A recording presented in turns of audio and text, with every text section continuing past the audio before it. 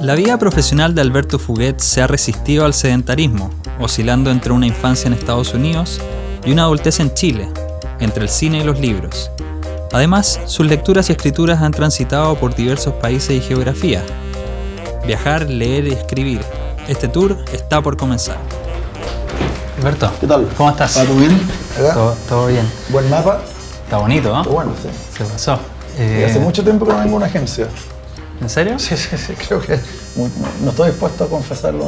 ¿Te sirve a ti viajar? ¿Le encuentras algún objetivo? No estar. Es como atractivo no existir. Es como morir estando vivo. O tener otra identidad, cosas por el estilo. Es como, además, se te ocurren hartas cosas. Yo siempre digo, vuelvo a los viajes y no hice nada, escribí nada. Puta. Dije puta. No hay problema. Ah, ya. Y dentro de las ciudades que has visitado, al menos tú en este libro, en Tránsitos, tú mencionas Iowa, en Estados Unidos. ¿Qué significa para ti Iowa, por ejemplo? Quizá uno de los mejores, donde lo mejor lo pasado, algunos meses donde mejor lo he pasado.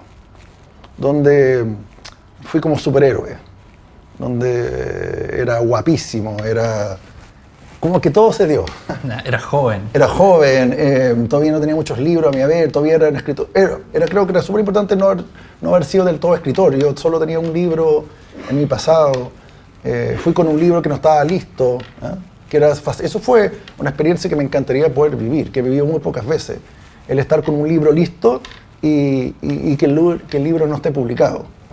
¿Y hay alguna otra ciudad en la que a ti te haya como marcado o te haya sentido influenciado en términos como literarios? Santiago. Es la ciudad que más me interesa, la que más conozco, la que todavía me falta mucho por conocer. Tampoco me hago el intendente que quiero como conocer toda la ciudad.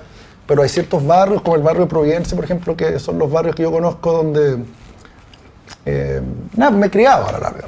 En el texto tú mencionas un concepto que es bien interesante, el de la pantofobia, que es como un terror a todo. Ya. En los viajes, ¿sientes temor de algo, contactar nuevas personas? ¿Le tienes miedo a los aviones? ¿Hay algo de ese temor a todo en el hecho de trasladarse de un lugar a otro? El mayor temor antes era echar de menos. Y creo que el verdadero temor es no volver. Para mí. A mí lo que más me importa de los viajes es volver. ¿Hay algún autor, autora o autores que a ti cuando los mencionan o tú piensas en ellos, lo asocio como a una literatura de viaje? Esta persona ha recorrido el mundo, ha escrito eso. ¿Hay alguno que a ti te interese particularmente? Bueno, Paul Theroux es un tipo que se ha dedicado solo a viajar y la verdad es que me gustan mucho más sus libros de viaje que sus novelas. Hay escritores que pueden ser como a no inventar y simplemente opinar de estos viajes. Él se pegó un viaje como de que se saltó Chile, que me dio un poco de... Me hubiera gustado cómo se hubiera probablemente... Porque tiene mucho humor y acidez, probablemente le hubiera pegado unos buenos palos a Chile. Pero recorre desde Estados Unidos por tren hasta la Patagonia. ¿Hay algún viaje que tú recuerdes con particular cariño? Yo creo que lo que uno realmente, si uno es sincero, uno lo que más recuerda son los viajes malos. Viajes con peleas, viajes donde han ocurrido malas cosas, donde uno se agarró con gente. Dice que es muy complicado viajar con gente. Viajes que se vuelven casi como de película de comedias, como esas películas de Chevy Chase. Un viaje atroz por España. Yo tengo muy cercano un viaje que yo hice a Tulsa, Oklahoma. Viajar como peregrinando es distinto que viajar como viajero, como periodista o como hombre de negocio. Y eso me gustaría seguir como peregrinando. Creo que me faltan lugares que tienen que ver con libros o películas que me gustaría ir. Por ejemplo, me gustaría conocer, justamente me gustaría hacer un buen viaje a Graham Greene. Nunca he ido a Asia y me gustaría ir a sudar y a estar en lugares así como medio... Y me encantaría ir leyendo a Graham Greene. Alberto, no soy tan caro. Te entrego entonces tus documentos ya, pues, para tu próximo viaje. Vietnam, Camboya. Sí, locación desconocida.